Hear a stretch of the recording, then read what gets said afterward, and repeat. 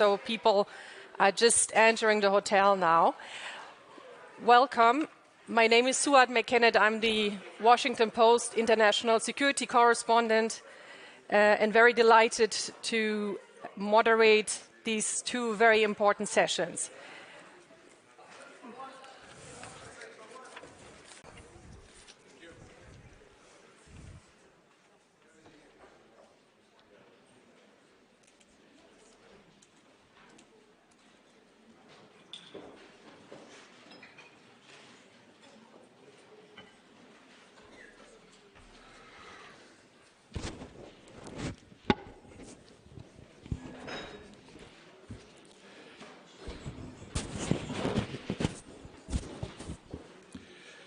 Hello, yes.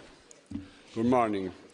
Excellencies, ladies and gentlemen, I wish to thank you all for participating to this side event of the Order of Malta in collaboration with the Munich Security Conference. The theme of Lebanon is important for several reasons. In the aftermath of the events of last year, we believe that time has come to think in terms of a long-term effort of stabilization and reconstruction of Lebanon, a country that has suffered heavily, not only from the recent military operation and confrontations, but also as a result of the crisis of the last few years. The Lebanese population indeed pays the price of war, conflicts, instability, the heavy degradation in its economy and in social fabric. The heading of our event today refers to a word of ancient Greek, Kairos, meaning the right moment or the appropriate moment. We are confident that this is the right moment, Kairos, for Lebanon.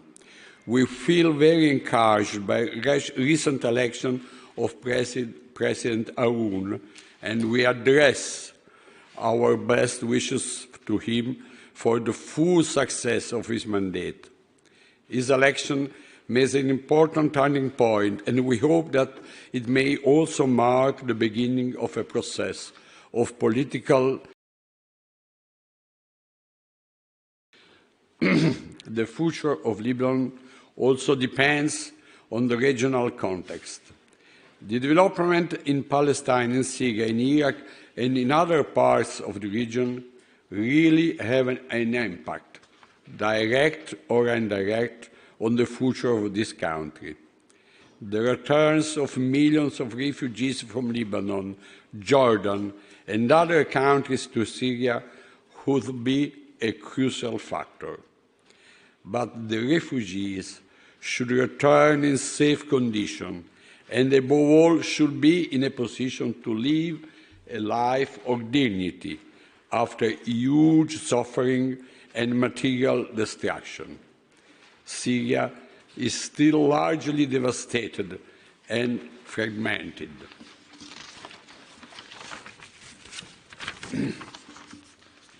The Middle East, and we did it Holy Land, which for historical and cultural reason is in the heart of the Order of Malta, is again at a crossroad. There are many uncertainties at different levels, and there are many risks as well. Even the ceasefire agreement in Gaza and in Lebanon are at risk. There is one way only to contain and counter those risks: mediation, diplomacy, care for humanitarian needs, international assistance to reconstruction, and for an orderly and safe return of the refugees to their homes. The needs and aspirations of people should be primary concern of international effort, not the target of military operations. There is furthermore an element that we should never forget or overlook. The Middle East has an extraordinary potential, provided that its true asset, in example, its culture, religious and ethnic diversities, are preserved. As the Order of Malta, we follow closely the situation on the ground. We are ready and willing to continue to cooperate with the states and the population in Palestine, Lebanon and Syria. But for us, the protection of the civilian and the safeguard of their rights, including the safeguard of their different culture, languages, religions, is a fundamental requisite. Within this framework, Lebanon, for the Order of Malta, is a special case. We have an extraordinary national association which runs more than 60 centers of assistance in different fields: health, education, agriculture. The Lebanese Association has cooperated closely with the authorities in performing its program of emergency assistance and relief during the recent crisis. But it is also engaged into development programs. Lebanon is a unique model of intercommunal coexistence and solidarity. The Order of Malta has been practicing for decades the communal model through its works on the ground and by serving all the Lebanese communities irrespective of their identities. Let me pay in this respect a tribute to the members of our Lebanese Association through its president, Marwan Senawi, who is here with us today and will intervene in the second panel. In conclusion, I wish to express my deep-felt gratitude to His Excellency former Prime Minister Mikati and to all other distinguished speakers, panelists and moderators of this event. Your participation will be an important testimony and contribution to drawing the attention of the international community to this extraordinary country and people. I am honored to introduce now the two panels that will follow and wish to take this opportunity to emphasize that everybody here understands that issues we are addressing this morning have several perspectives that may lead to different points of view. Though my role as a representative of the Order of Malta is not to take a position on political and technical solutions or opinions, but to pursue the Order's millennium tradition to assisting the needy, whatever the context that may be. Thank you very much.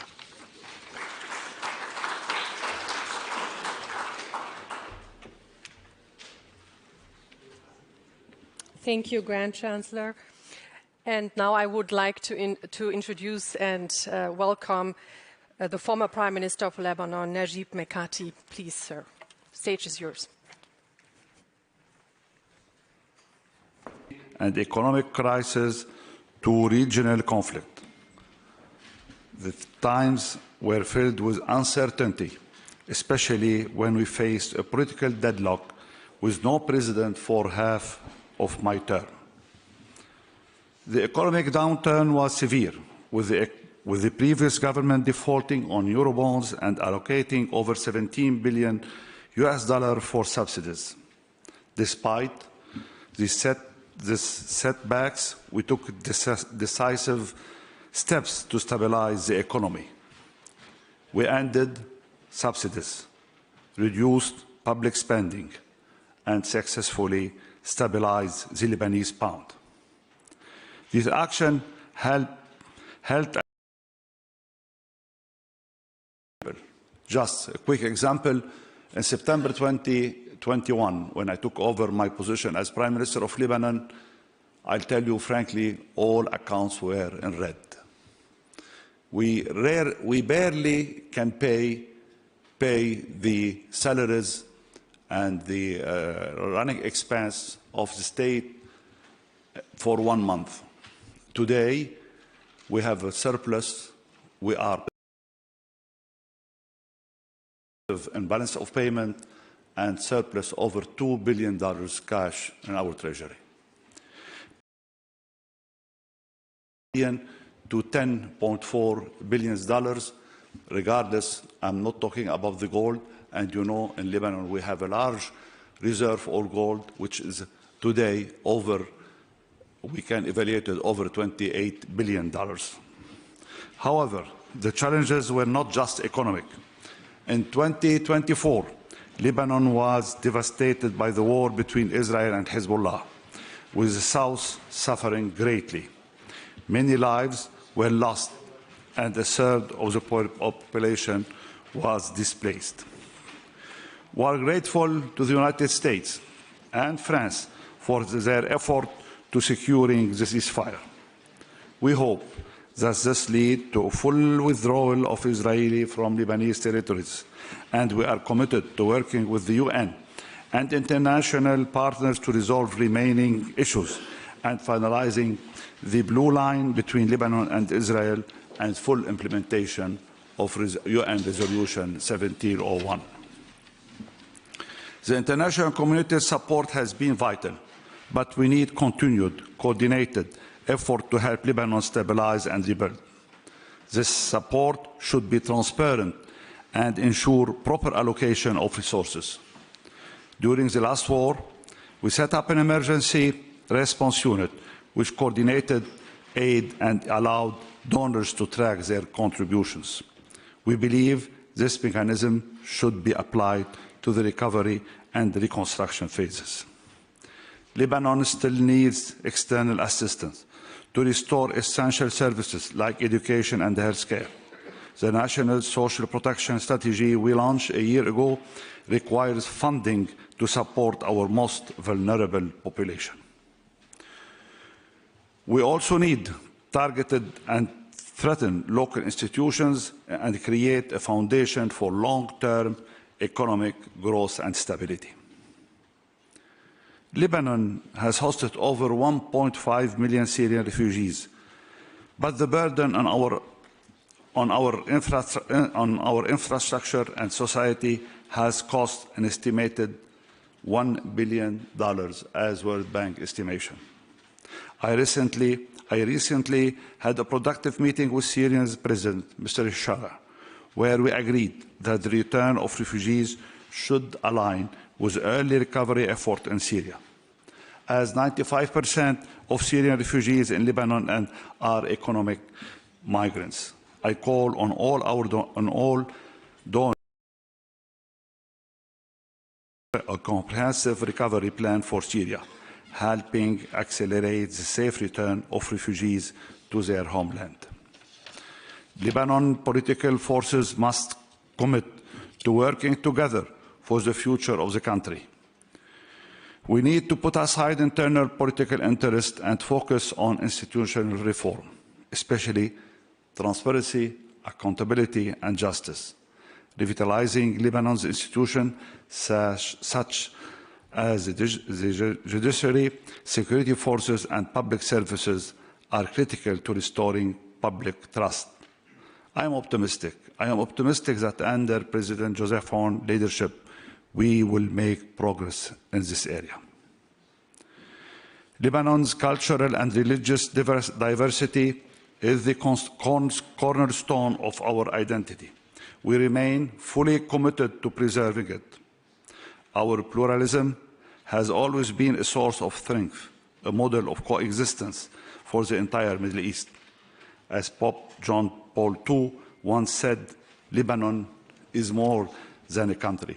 Lebanon is a message of hope, peace, and coexistence. We will continue to protect our rich culture, heritage, and remain a beacon of tolerance, dialogue, and peace among all our communities. Lebanon is committed to its recovery, but we need the continued support and partnership of the international community. Together, we can overcome the challenges ahead and build a brighter, more stable future for Lebanon. We cannot afford to miss this opportunity today to rebuild a modern Lebanese state.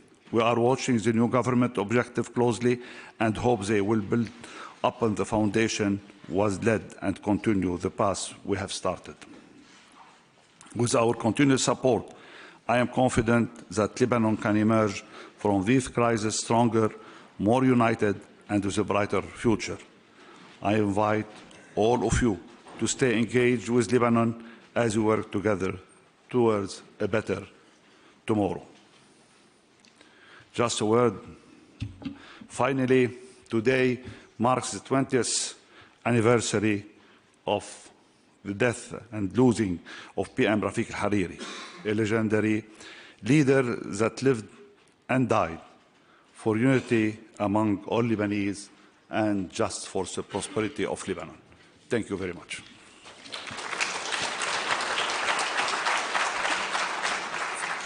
Thank you very much. Thank you, former Prime Minister Mikati.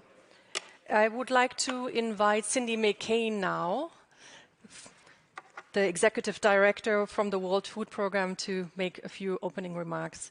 The floor is yours. Thank you very much. Morning. Welcome. Thank you very much for having me this morning.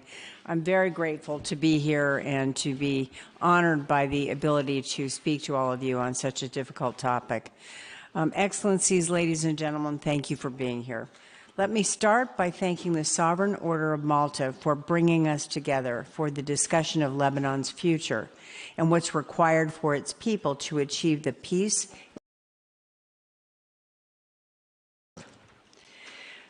As the head of the World Food Programme, my focus is naturally on the substantial humanitarian needs in the country, both among host communities and large numbers of refugees who live there. I was in Lebanon last month, where I saw former Prime Minister Mikati and met new President Aoun. I saw for myself the urgent need for coordinated and concerted action to address widespread food insecurity. This is not just a humanitarian issue, it's a strategic imperative. Displacement and social tensions and even conflict. So addressing hunger is critical to support wider stabilization and reconstruction efforts. Even before the latest conflict, Lebanon was struggling with the impacts of its long-standing economic crisis and the weight of caring for large numbers of Syrian refugees. Yet its place at the crossroads of the Middle East means it's too important for the world to ignore. What happens here directly affects neighboring countries and the wider Middle East. If the immediate humanitarian needs are not met, there is a real risk the consequences could reverberate through the region, risking further destabilization. Now, more than ever, it's critical that the international community supports the new government in laying a path to peace and security over the long term. But the challenges are daunting, and they've been exacerbated by the recent conflict between Hezbollah and Israel.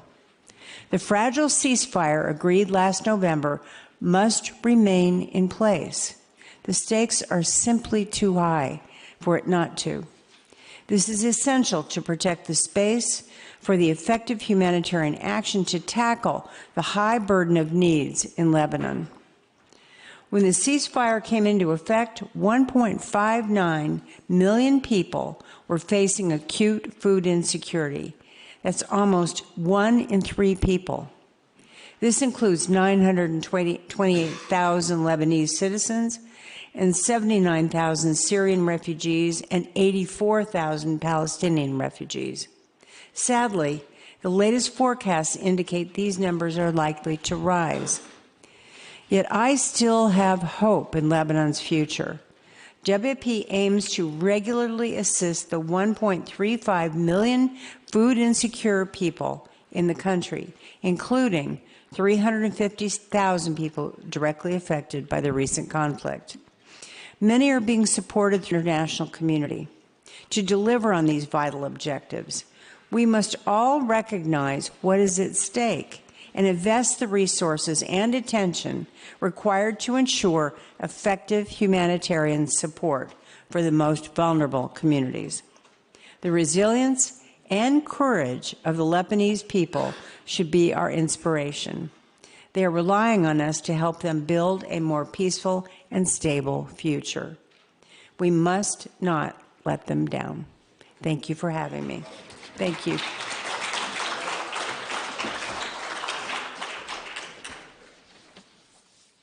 Thank you very much.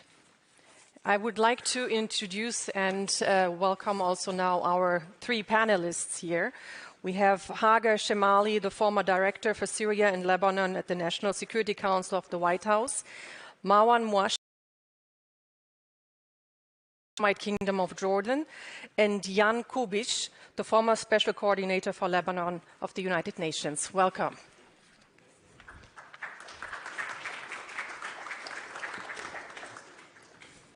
So we have just heard in the opening remarks of the former Prime Minister and of Her Excellency Cindy McCain that the situation in Lebanon is very sensitive, that there is an attempt to stabilize the country, but what has to be done in order to support the new government and actually stabilize Lebanon and the wider region further? Maybe we can begin with you, Hagar. Oh, sure. Okay. Thank you. Well, thank you all for having me. Thank you for having me. It's so wonderful to be here. Lebanon is at a first time in 20 years at least, for me personally, that I have real hope for Lebanon. And it is a very, very unique and very short window of time that Lebanon has this potential to really prosper and build out its future. And the reason for that is because for decades, it has been hamstrung and held back by a cancer. And that cancer is the Syrian regime and Hezbollah. And so finally, you have a situation where Assad has flown for Moscow like a coward. And you have Hezbollah that has been decimated and is now on its knees. But they're not going to stay like that forever. Iran and Hezbollah are going to work to try and rebuild itself. So you're talking about a matter of months where Lebanon now is finally a truly sovereign nation. And so they have to think like that, first of all, is the opportunity that Lebanon has to think for itself and make decisions for itself only. That when it enters negotiations, it doesn't have to ask a mentor or an outsider or a tutor what decision they make. They make that decision for themselves, knowing their national security objectives in mind, and they do it alone. The way I view it personally, sitting for mine, I will give you a little bit about my background. I'm born in the United States. I worked in the U.S. government for a very long time, where I handled Lebanon, as you mentioned, and counter-terrorist financing. I am also of Lebanese descent, and very proud of that, and of mixed religious background as well. And the thing that I see as Lebanon's largest problems are three problems. First, you have this shadow of violence, this potential for violence because of the state of war with Israel that continues. Secondly, it's Hezbollah, its existence in general. While that tumor has been killed, you still have those cancerous cells, and you don't want them to metastasize. And then the third, in general. And governance I talk about is where you have economic mismanagement, corruption, lack of infrastructure services, and so on. Things that are also very important to fix. The way you fix all those three, because you have such a short window, in my opinion, is to pursue a peace deal with Israel. And the reason is the first will be gone, no shadow of violence. The second is because Hezbollah's their raison d'etre is eradicated without that. And the third is all of the things will follow after that. And you gave us a lot to talk about, and I would like to pass the question on to His Excellency Marwan Mouash. You heard at the moment that from Ms. Shemali that the main issues were Syria, the Syrian regime, which is gone now. Now you have a new regime in place. Hezbollah is still active in Lebanon. How do you view the situation at the moment in Lebanon? How important is it also for the stability of countries like Jordan and neighboring countries?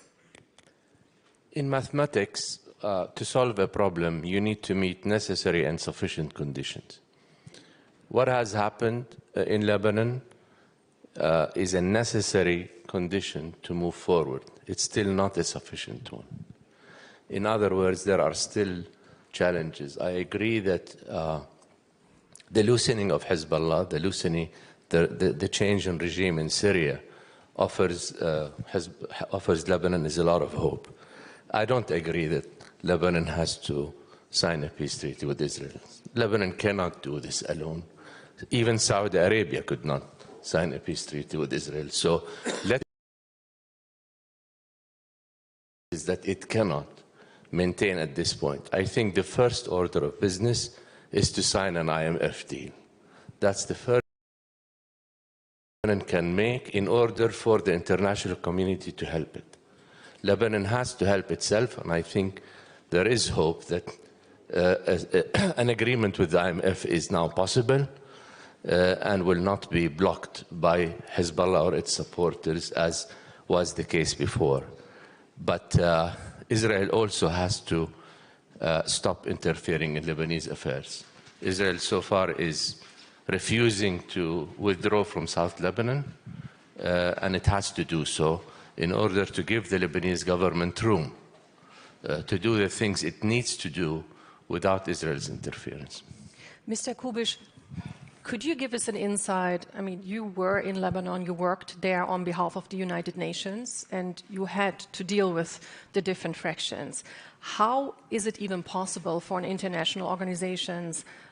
How was it possible for you to work in Lebanon, and how important and how influential was Hezbollah when it came to your work? Well, first of all, thank you very much, the Sovereign Order of Malta, for convening this meeting. And let me start by also acknowledging His Excellency, former Prime Minister Mikati. You know, it requires quite a courage to step into such a position and to assume the responsibility he did and his government did under the very adverse conditions that were in the country. Disunity, problems with elections of everything, problems of political support to be given to the government. And good results, and I would like to recognize this. This is a very good signal, because I believe what is needed is consolidation of Lebanon.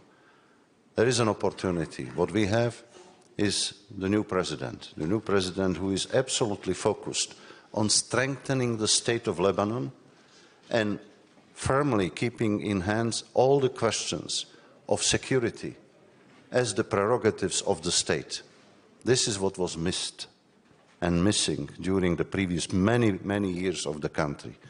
Secondly, we have a government, hopefully, that will present a program that will be accepted and endorsed by different political factions, different parties in the country, that will be able to mobilize the country and political forces in the country to work together for using this unique opportunity. And the element that I believe is very necessary is to mobilize a coordinated international support for the country in many areas. We spoke about the issues of security. We spoke about the issues of refugees. We spoke about the regional context, the international context. And yes, there is a question what to do with different political factions. Yes, indeed, not hiding, every UN representative must work with all the political forces and factions in the country. We cannot, and I was not in a position to close my eyes, that there is an entity, a political entity, and unfortunately a military. There was a military entity called Hezbollah. I had to have contacts with them, trying to mobilize it, working for Lebanon, working for the needs of Lebanon. And I believe that it would be a mistake to think that with the changes of the regional situation, with the changes perhaps in Lebanon, Hezbollah has disappeared.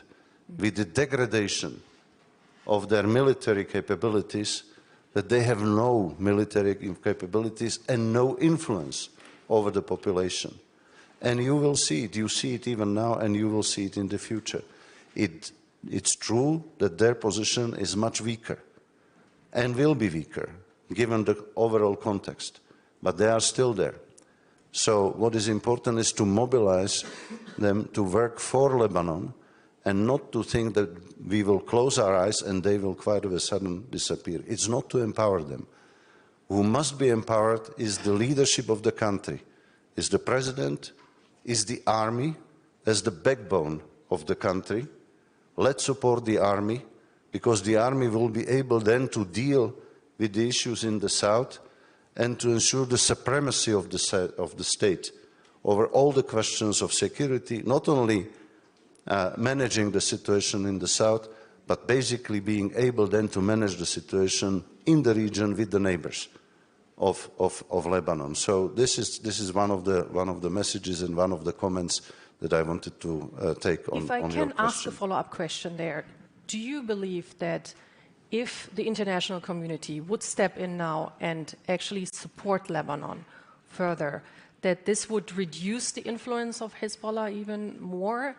And on the other hand, do you believe if the international community does not step in, would that maybe open up the floor for Iran and other forces to be more influential in Lebanon? My response is very clear. We need to have more international community, but the leadership must be provided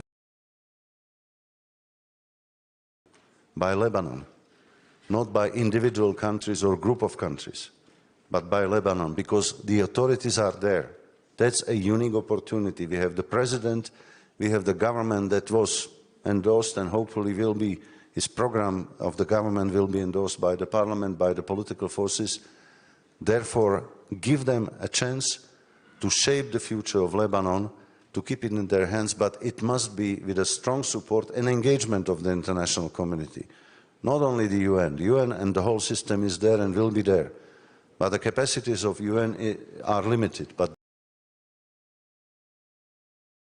many countries of the region now are stepping in. We heard that Saudi Arabia, this is not the only country. There are many other countries. Traditional international partners would like to be engaged more, but the leadership must be provided by the elected, by the authorities of the country. And now we have them. So I give a big hope to His Excellency the President, and I hope that the political forces will use this unique opportunity, and that the unique opportunity to consolidate the country, to be a good interlocutor to the international community, will not be missed by what is also coming, is the elections, etc. It means divisive processes, competitive processes. I hope that still those that will compete in the elections will understand that this is about the fate of the country. And what they have is the president, hopefully the government, and they need to provide the full support during this very short window of opportunity to them, mobilizing also the international community. And I would like to stay in the region and ask you, Your Excellency, the stability of Lebanon for Jordan, and Jordan's stability and also the security, and what role could Jordan play and does play already in stabilizing Lebanon? Lebanon is important not just for the stability of Jordan. In my view, it's important for the whole region. His Excellency Prime Minister Mikati talked about Lebanon not just being a country, but being a model. If you look at the region, just about the only country in the region which has adopted pluralism in its own constitution and in practice, despite all the problems that Lebanon went through, it is Lebanon. And Lebanon's model of pluralism has meant a degree of prosperity and innovation that we have not seen anywhere else in the region. That model of pluralism was threatened in the past by Hezbollah, by Syria, by outside interference in the country's problems. Today, we have a chance to stabilize Lebanon, not just for political reasons, but so that it can become again a model of pluralism for the whole region. Lebanon is a very diverse country, ethnically, religiously, culturally, but that model of diversity has not always been used for Lebanon's own interest or the interest of the region.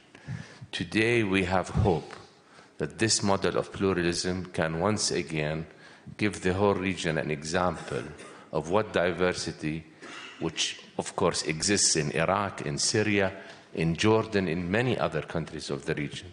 We have hope that this model of diversity can once again point out to a better future for the whole region. Thank you so much. And before I open up the floor for also questions from the audience, I would like to ask you, Ms. Shamali, we heard now from all the speakers how important the stability of Lebanon is for the stability of the region. On the other hand, the current US government does not seem to discuss the stability of Lebanon in such an intense way as they discuss about other countries. Do you think that will change? What do you think is needed to make the current government also understand how important the stability of Lebanon is? I'm not totally sure I agree with that. I mean, the Deputy Special Envoy for the Middle East, Morgan Ortagus, was just in Lebanon. She gave very strong remarks when she was there. Everybody saw it. I'm sure it was loudly covered. I would say she had made the strongest remarks I'd seen of any American official while being in Lebanon vis-a-vis Hezbollah. And I think the reason for that, and with all due respect to my panelists, I would challenge everybody to dream bigger and to dream smarter and to be more strategic. Because all of the ideas that I keep hearing, IMF, transparency, accountability, these ideas are very old. They're not new. They have been circling for 20 years. And when I was in the US government, I remember seeing the constant efforts, and we would say the same thing, that we want to fight for Lebanon's sovereignty and territorial integrity and anti-corruption and so on, and the list goes on. So what needs to be done? What needs to be done? What needs to change? Well, I already said, the root problem is Hezbollah. And so if you're talking about, for example, making an IMF deal or something like this, and you do it in the next few months, what happens when Iran figures out a way to rebuild Hezbollah? What happens at the parliamentary elections next year when everything comes to a standstill and Hezbollah tries to influence things again? Lebanon will become a hostage again. And that is why I stress this point. The US administration, this administration, they have said very clearly they want to put as many countries in the Abraham Accords as possible. And that's because President Trump wants the Nobel Peace Prize. A narcissistic goal, I understand that. It's a narcissistic goal that serves the interests of Lebanon in particular, because Lebanon at the moment is, for lack of a better word, naked. They were a prisoner, they have now broken free, and now can make decisions for themselves without an outside interference. And that's the other thing, by the way, the irony is not lost on me, that there's no current Lebanese government official on this panel right now. It is not up to the world to figure out Lebanon's path. I would argue, by the way, that the reason for Lebanon for the last few decades, for all the problems it had, was because nobody thought with the flag. Everybody thought with Saudi Arabia, Iran, Hezbollah, Syria, France, whomever it is. That's absurd. Lebanon, as we have all established, is an amazing country with such prosperity in its future, and its diversity and its people and its land is remarkable. In order for that to happen, again, in my opinion, you have to get at the root problem. And the root problem is this sense of instability. And you only fix that with a peace deal. And you have to have a U.S. administration that is tough enough to do that, as they did, by the way, with Jordan and with Egypt. What were the factors there? That the situation was ripe, and that you had a U.S. administration that was stubborn enough to pursue it. You have that now. Can I, however, ask you, I mean, you talked about Hezbollah as being a cancer. I think your panelists would also like to... It's an Iranian establishment. I want to be very clear. But we have a situation now in Syria where somebody just became, how do you call him? Was on a most wanted list for being, part of a terrorist organization. So my question, I was in the government when we sanctioned him, so yes, I know him well. And now people are traveling there. People talk about the possibility of a new chance. You said I mean, in your opening remarks, that it sounds positive that there is a change in Syria. But when you see that it's possible that somebody who was a former Al-Qaeda fighter and leader is now becoming a suit-wearing president, do you think there is a chance that actually maybe through different conversations, Hezbollah might become also more of a political party, a political entity, and gives up a military wing? And by the way, I would like to ask all three of you and then open the stage also for questions. But if you could shortly give So I don't believe that, because Hezbollah, like I said, is an Iranian establishment, and it is a vehicle through which Iran pursues its ideological goals. And I always used to have a problem when I was in the U.S. government when it was said constantly, oh, Hezbollah is part of the society and fabric of Lebanon. And I used to contest that, because the Shia are, the Lebanese Shia, but not Hezbollah. Hezbollah was created by Iran for an express purpose. And so I don't think it'll ever change. And by the way, I remember when I worked on the Iran deal in the U.S. government, and there was this belief that if you just invite Iran into the international financial system, they'll have a taste of it and they'll change, which was absurd. They have a specific goal, and it's based on ideology, and Lebanon for them is just the playground, and Hezbollah is the vehicle to point a loaded gun at Israel. And that is what hamstrings Lebanon from moving ahead at all. So no, to your answer, I don't believe Hezbollah could change. On Ahmed al-Shara, I hope that his actions will speak louder than his words. We're waiting to see. Your Excellency, Marwan Washa, can you make a few comments? I'm going to respectfully disagree. That's okay. It's with this, yes, of course. With this notion that if you sign a peace deal with Israel and you remove Hezbollah, Lebanon's problems are over.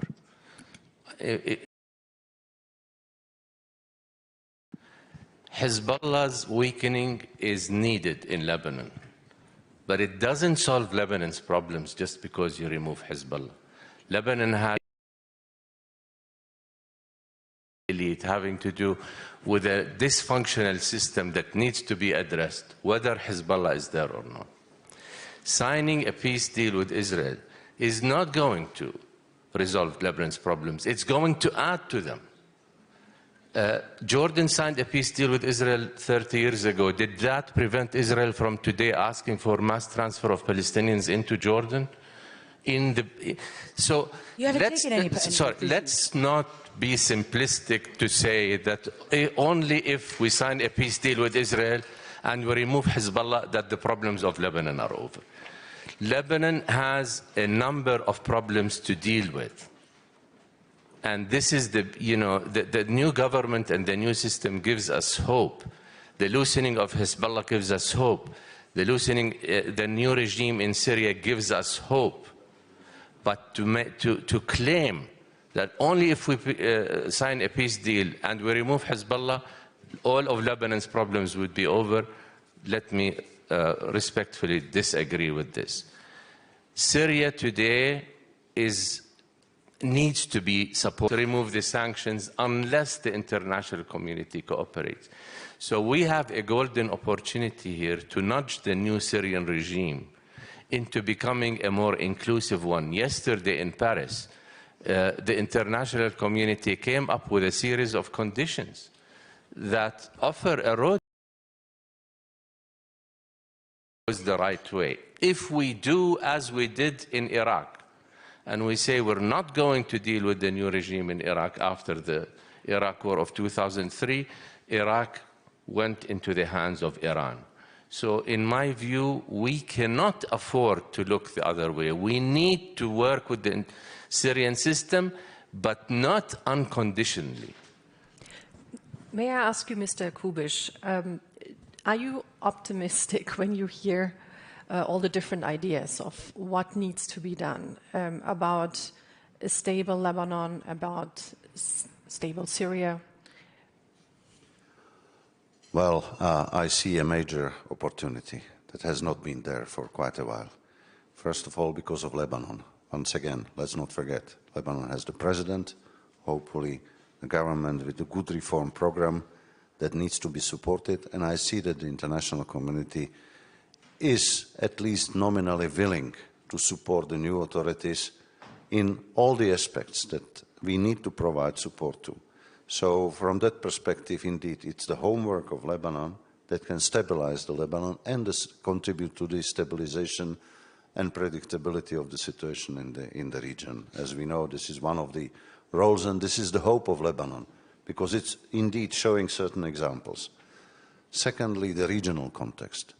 Indeed, thank you very much, Your Excellency, for reminding us of the meeting in Paris that is working on the issue of Syria. Syria is one of the critical factors that could clip the wings of Hezbollah, that would try to go into the areas that are not acceptable, like being the factor of war and peace in the country, or being a military force that is not under the control of the country, etc. I mean Lebanon. So simply, if we would deal smartly with Syria, we can address a number of issues that will have a direct effect on what is happening in Lebanon, including on Hezbollah. This is one of the biggest avenues and biggest opportunities. Another element there is, of course, the issue of refugees, and thank you, Prime Minister, for mentioning this. Let's not forget, yes, we would like to see, and there is a need to return refugees, Syrian refugees, back to Syria in the conditions and to the conditions of dignity. It must be voluntary returns. But this is the normal humanitarian law and humanitarian principles. But at the same time, we cannot wait for the golden solution for Syria to have the best possible conditions for the return. It must go hand in hand, because we need to address this. One of the biggest one of the challenges, maybe not the biggest, but one of the major challenges of Lebanon is the Syrian refugees. That's a massive factor, not only financial, psychological. It affects the population of the country. It gives different political forces a good instrument to play dirty games. I'm sorry. Misusing the issue of Syrian refugees. Speaking about refugees, it was mentioned a good number of Palestinian refugees. Yeah, and dear friends, if we would not help address the issue of Palestine, there is no way to stabilize the situation in the Middle East. There is simply no way. The UN, my country, myself, I'm in favor of two-state solutions. We can speak, and I don't think that this is the subject of today's panel, but let's not forget the Palestinian issue, if it's not resolved, will negatively affect also Lebanon and the chances of Lebanon for the future and the chances of the whole region in the future. I think we could also have a whole panel just about the situation of Palestinian refugees within Lebanon, but I would like to open the floor for questions. Please, if you could introduce yourself and then ask your question, and if you want to ask somebody specific here, please tell us who.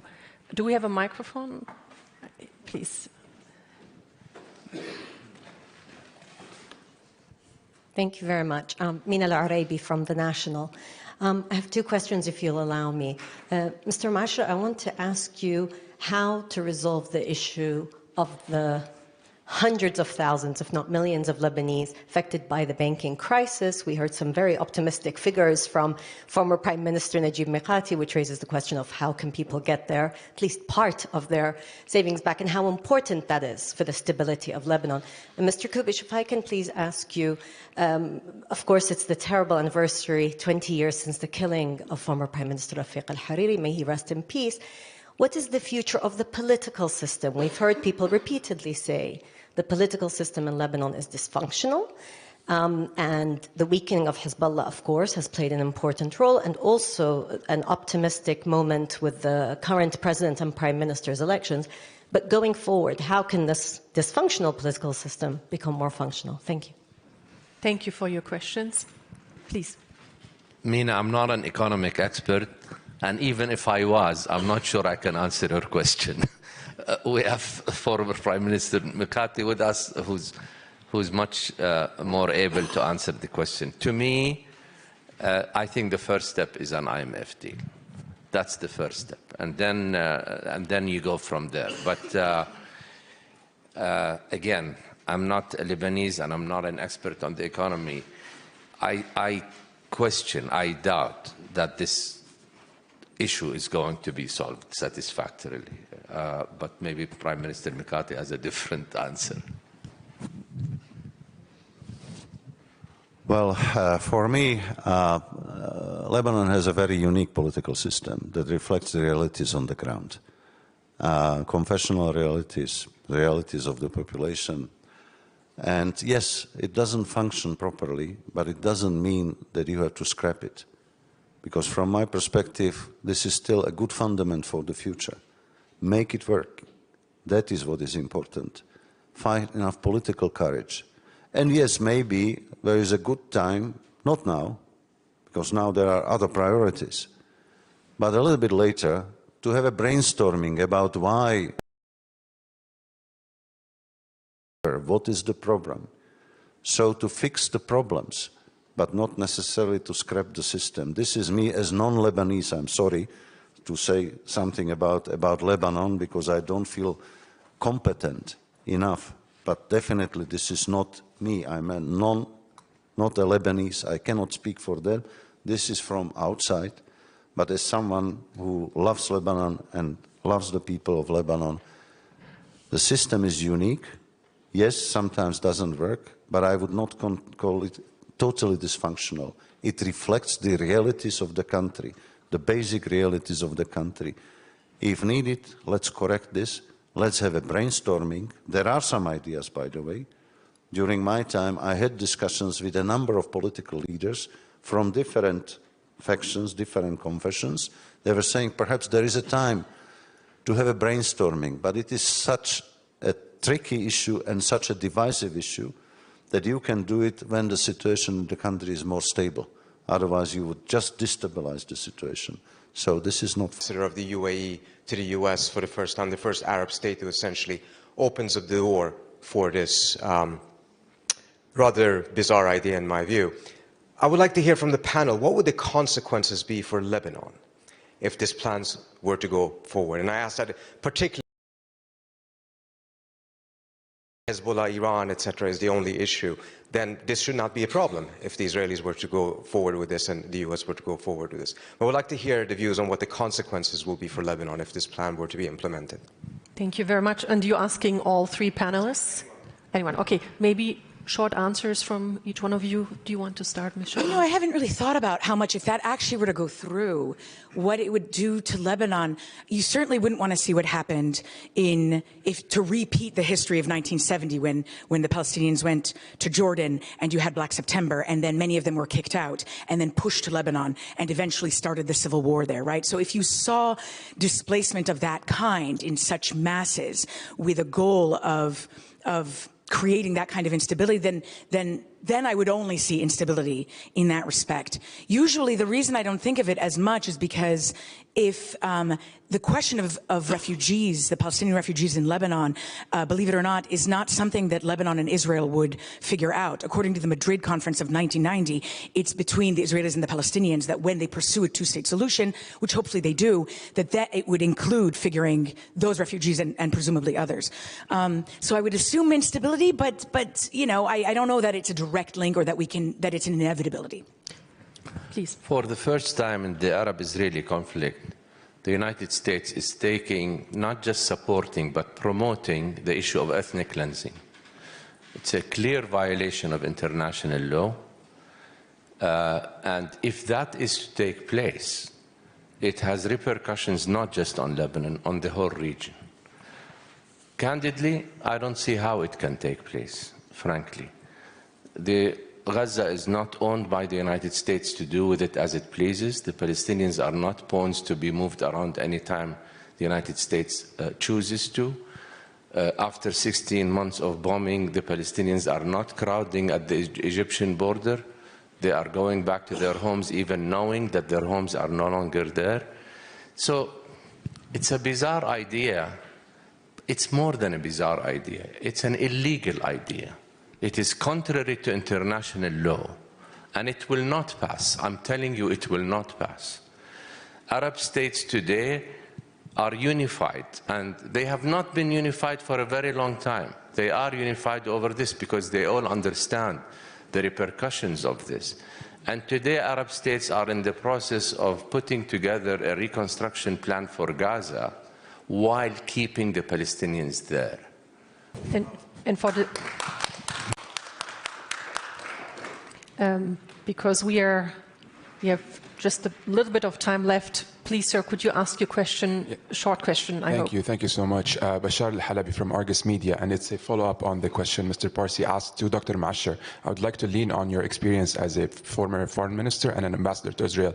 What would be the consequences of such creative ideas that are propagated by Mr. Trump right now be on Jordan specifically, if I may ask? Look, Jordan is a country of 8 million Jordanians. We have another 3 million Iraqi and Syrian refugees. Forget the Palestinian refugees because they are Jordanian citizens. To add to 8 million Jordanians, 1 million Palestinians from Gaza is not simply just an economic and a security threat, although it is. It is also an identity issue for Jordanians. What does it mean to be a Jordanian if you suddenly bring in 15%, 20% of the population? It also is a dangerous precedent for what might take place in the West Bank. Because today the Israeli government is talking openly about annexing the West Bank. Of course, annexing the land, not annexing the people. If they annex the people, then the Palestinians become a majority. So Jordan is worried because of all these factors, and Jordan has made it clear. I was in Washington, I just came from Washington, and the king made it clear, very clear, to President Trump that this is not going to pass, that Jordan will not allow this under any condition. I think we have time for one last short question, also short answers from the panel. I think there's one gentleman here, and then we have to move on to the next one. Please, sir. I'm Pekis Bushman, the president of the Conference of European Rabbis, and this was a very informative panel with Mr. Prime Minister. I have one question. I'm obviously look Jewish, and when I'm in places, people come up to me. So once I was in a business lounge in Heathrow in London, and I was putting my prayer shawl, and I see a woman looking at me very intensively. Afterwards, she comes to me and says, "Can I speak to you?" She says, "Yes." She says, "Are you Jewish?" She says, "Yes." "I'm sorry, I am." And said, "It's the first time in my life that I'm speaking to a Jew. I'm a Palestinian refugee in Lebanon." And we had a long talk, a very fascinating talk. But one of the things she told me, and I want to ask if it's true or not, that she, as a Palestinian refugee, and she's a medical doctor, she cannot profess her profession in Lebanon. Is this true or not? True. Okay, so. And why? And can this be changed?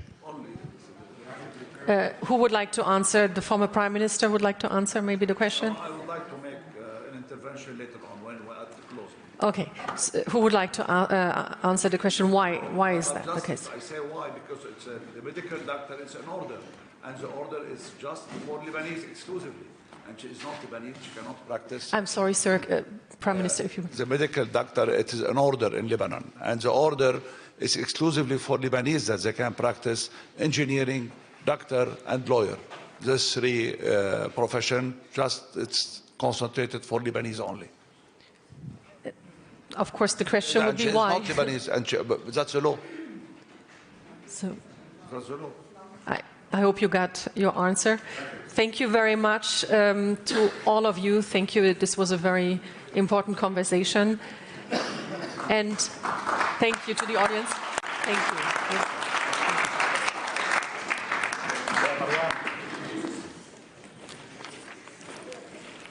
I can't. Wer ist das?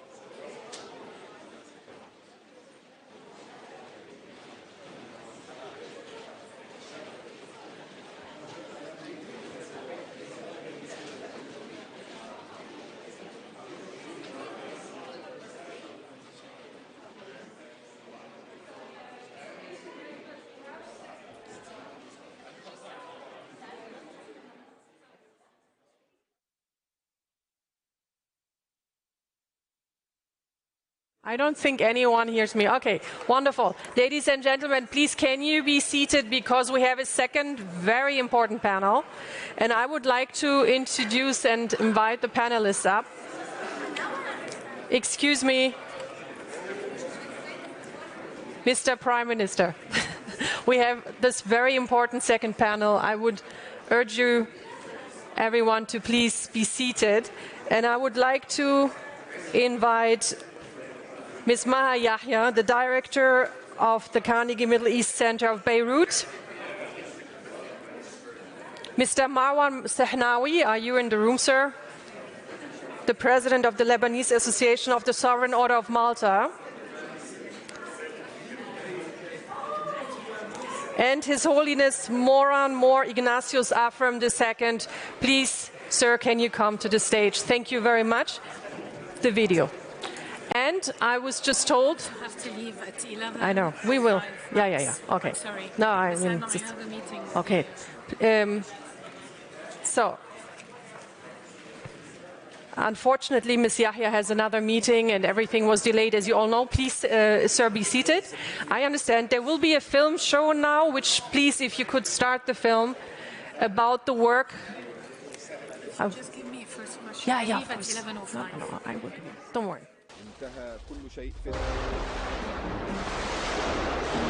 Former Lebanese Prime Minister Rafik Hariri was killed in a massive blast in downtown.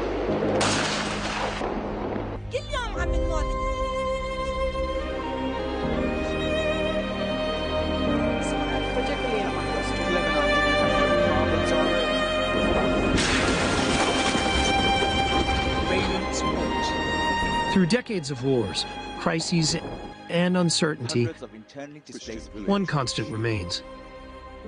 For over 70 years, the Order of Malta Lebanon has been a lifeline, relieving suffering, restoring dignity, and empowering the most vulnerable without distinction of race, color, or religion.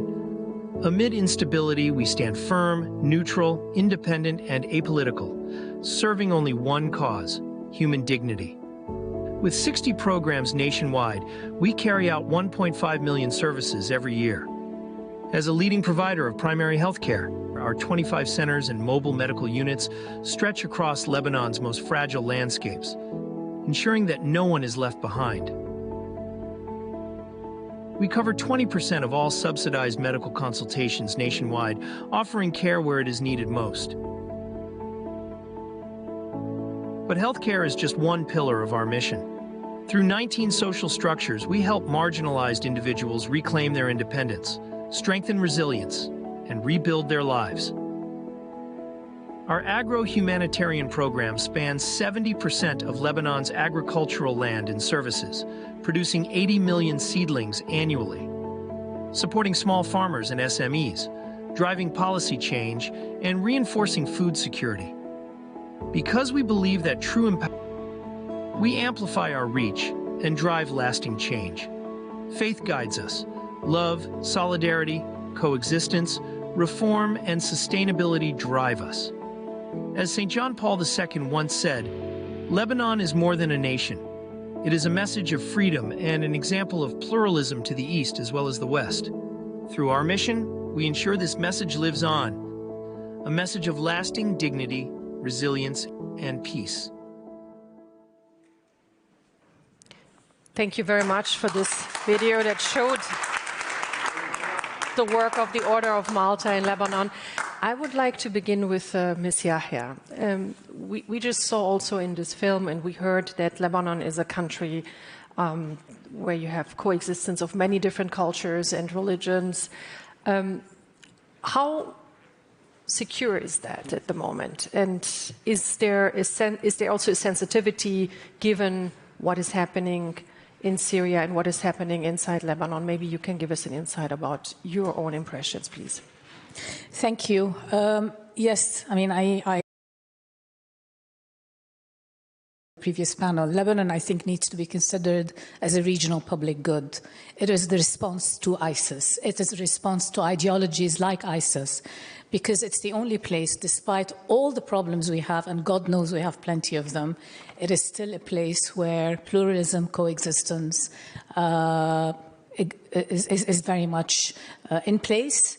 It's a tiny country, but it's a dysfunctional country, but nevertheless, it is a country that we need to hang on to, and we need to support in every way we possibly can. I just want to give a bit of 2 sentences about the regional context in response to a bit of what was said earlier, the Palestinian question, of ignoring other structural challenges across the region, including socioeconomic inequities, government challenges, etc. So I think peace deals are not necessarily the response, and definitely not after what we have witnessed over the past year and a half. So just can I ask you, since you spoke about peace, and we heard also from the other panel, there were very strong words regarding the situation of Hezbollah and the role Hezbollah plays in the stability of Lebanon, if we can bring it back to Lebanon. That's what I was coming to. For Lebanon today, it has a number of priorities. Hezbollah has been weakened. There is an opportunity. Definitely, there's a real opportunity. We have a new government in place, a new president in place. The change in Syria has opened the door also for stabilizing Lebanon on a different perspective. The priorities for Lebanon today are multiple, and I would just say a few words about them. One is the Israeli occupation of southern Lebanon. It's still there. We've just come out of a significant war and widespread destruction in the south, in the southern suburbs of Beirut, and in the Bekaa. These areas will be incredibly important. It's a priority, but that goes hand in hand, not just with the physical rebuilding. The government will need to also rebuild, use that as an opportunity to rebuild state institutions. Many of our institutions are from the 1950s and 60s. So there is an opportunity here, but also to rebuild social cohesion. That's one priority. And that includes the second priority, which pertains to your question, is a national dialogue and a new defense strategy, which will have to tackle the role of Hezbollah. Hezbollah, contrary also to what was said, is a Lebanese entity. It has significant Iranian influence. It supports it, but it is a political party in Lebanon. So it's not just going to disappear. The third is what Dr. Maasher talked about, the IMF program, the economic and financial restructuring. This is a fundamental issue. You cannot do reconstruction without financial economic restructuring. There will be significant pain, but it's pain we need to go through to get to where we want to go. The fourth priority, I would say, are some of the kind of, in the very short term, what are the quick wins? What are the things that can be done to alleviate the tremendous suffering we're seeing? We heard from Cindy McCain earlier about hunger and food, but there is tremendous suffering for displaced people, etc., etc. So how do we deal with that? How do we deal with the question of the Syrian refugees and their potential return to Syria, etc. And then stabilization of borders was the last thing. Thank you so much, because we would like to also involve here other panelists. Thank you for these remarks. I know you have to leave early. I will need to leave at 11:05. Yeah. Your Holiness, you listened to the first panel discussion, and you are dealing on the ground with different religious communities. You're reaching out to different religious communities. Do you see that if Lebanon is not stabilized, financially also stabilized, and if Syria is not stabilized, that peace in the region between communities also in Lebanon is at risk? Thank you for having me, and I'd like to thank the Order of Malta for organizing this session. We cannot separate stabilization in Syria from Lebanon. They are very much entwined and attached to each other. I would like to focus a little bit about Syria today. We have heard about Lebanon, and of course I concur with many ideas that were expressed, especially about the involvement of all Lebanese components, including the environment of Hezbollah. Hezbollah may has a military wing which has been weakened, but Hezbollah represents a large component of the Lebanese society. around 35% of the Lebanese are Shia and are somehow with Hezbollah, majority of them at least. So we cannot discount them and say Hezbollah is gone, Lebanon is now paradise. Lebanon, we hope to be paradise and to go back to its former glory, but the peaceful coexisting among the Lebanese components is very much influenced, and influences also the Syrian situation. In Lebanon, I come from what is called a minority. Minority means our community, the Syriac Orthodox, together with 6 more denominations, we are entitled to 1 member of the Lebanese parliament collectively. We have to agree on 1 member of the Lebanese parliament. This is, for me, it's an injustice that has to be corrected. I don't know whether the solution will be to abolish this confessional denominational system that we have in Lebanon, or some other creative way, but it has to change. What happened in Syria on the 8th of December is not short of a tsunami, I would say. It has changed Syria for good. It has provided a new opportunity. But for that new Syria to be built for the Syrians and by the Syrians, the international community is required to monitor and to help. Yes, we talk to the other religious authorities, but we talk to everyone in Syria, and we do not, I personally do not represent a Christian, if you like, a Christian position, although I'm part of that, but I can claim that I do represent many of the majority of the Sunnis of Syria who are now coming to experience a new way of Islam ideology, a Salafist ideology that's not part of the Syrian religious life, if you like. We as churches came together at the beginning of this change in Syria, and we made ourselves very clear, our position very clear. We look for a Syria that is a representative of all Syrians, a Syria that is built on law and order, a Syria that writes its own constitution representing all Syrians. If you don't mind, so we can open up the floor for questions as well, but is the security and safety of Christians, of minorities in Syria at risk with this new system in place? So far, we have not seen any big change to our security as Christians, but we have seen other components being hardly hit. For example, the Alawis and the Shia are being hit very badly, and these are Syrians too. So for us, if my neighbor, regardless of his or her religion, are at peace, are secure, then I will feel the same thing. I want security and peace for all Syrians, not only for Christians. And we are willing and ready to extend our hands and to work with the new caretaker government towards a better Syria for all Syrians. Thank you so much, Your Holiness. Before we come to your work, may I just ask, because Ms. Maha Yahya has to leave in 5 minutes, if anyone has a question for her directly, please let me know so we can raise that. Otherwise, we will keep going with the conversation. We just saw this, the video of your work on the ground in Lebanon. Can you tell us about your impressions of the current situation? How soon, how fast do you think does the international community have to react and support Lebanon in order to stabilize it and in order to prevent it from really falling into more chaos? May I be allowed, is that working? Yes? Yeah.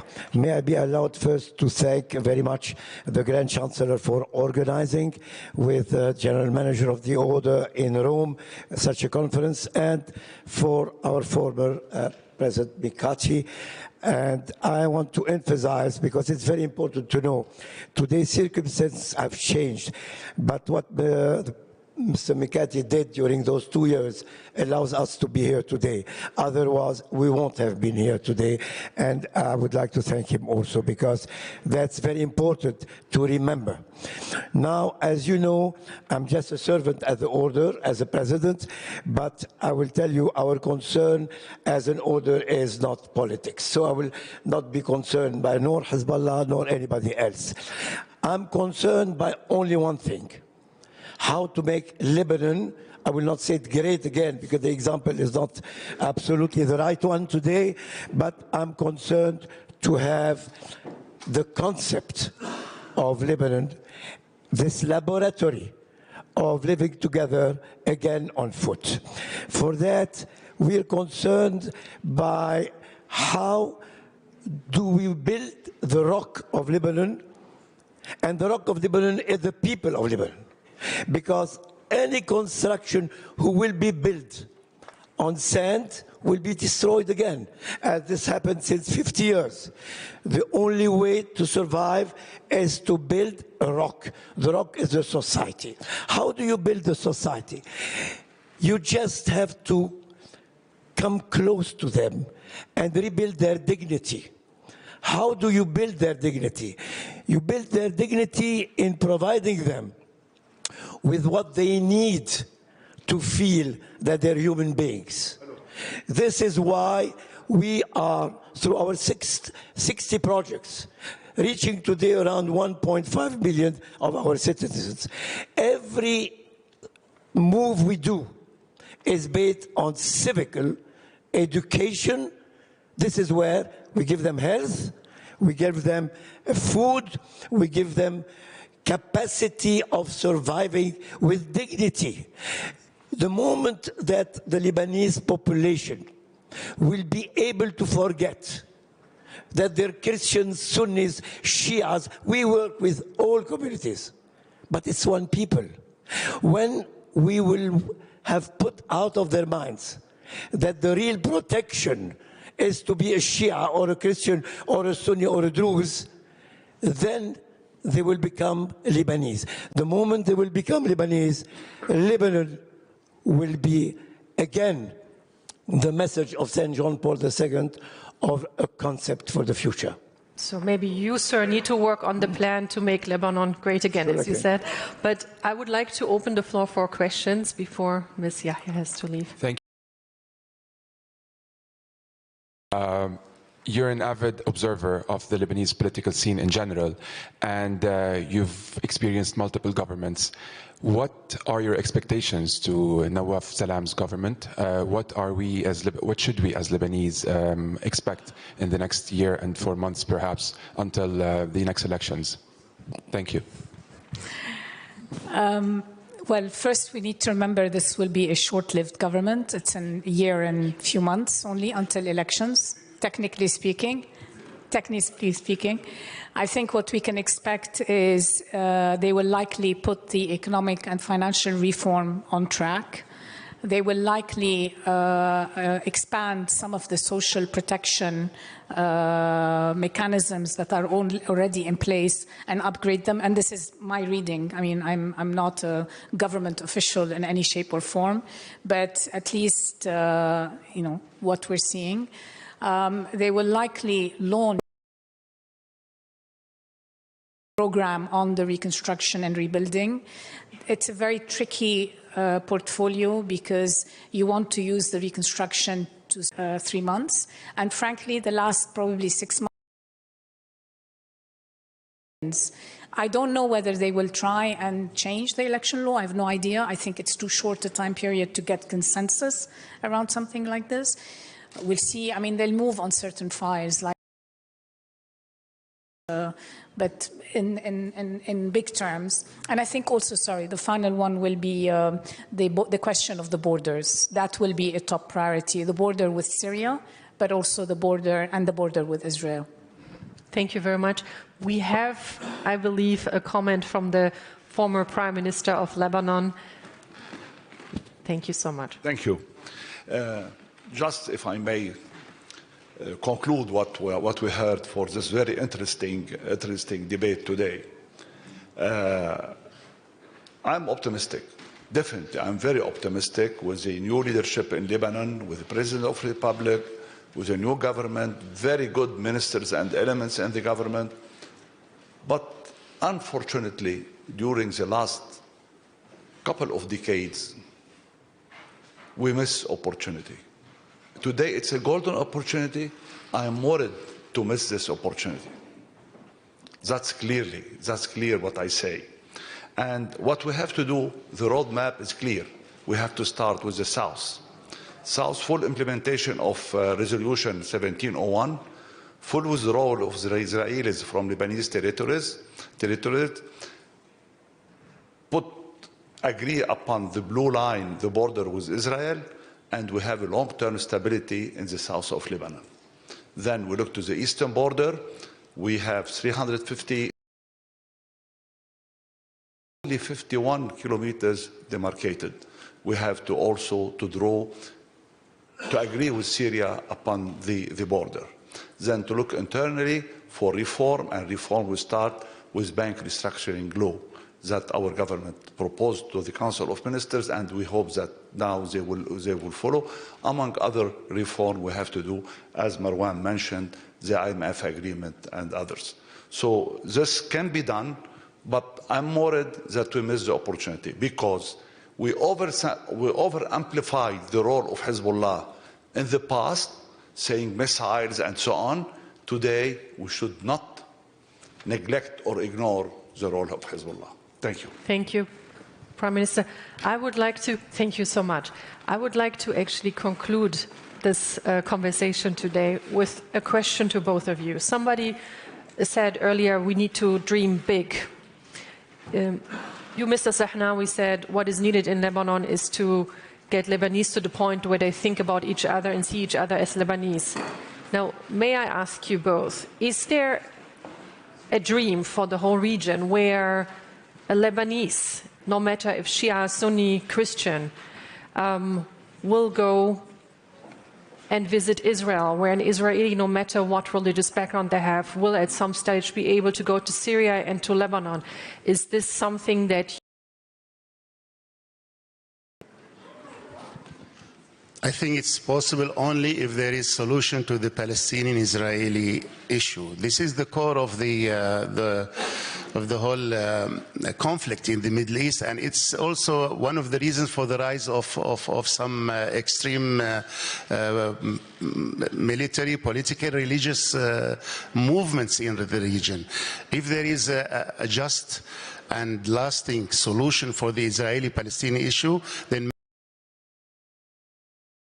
conflicts in the region will come to an end, and then peace and prosperity for people, which people look forward to will prevail, and people will be free to visit each other. But the dignity of human beings is very important. If we somehow do not respect the dignity of all, including the Palestinians with their own homeland, it will be very difficult to dream of 5 or 10 or even 20 years of,